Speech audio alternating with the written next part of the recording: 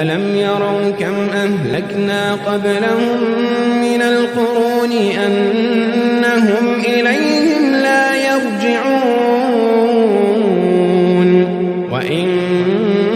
كل لما جميع لدينا محضرون وآية لهم الأرض الميتة أحييناها وأخرجنا منها حبا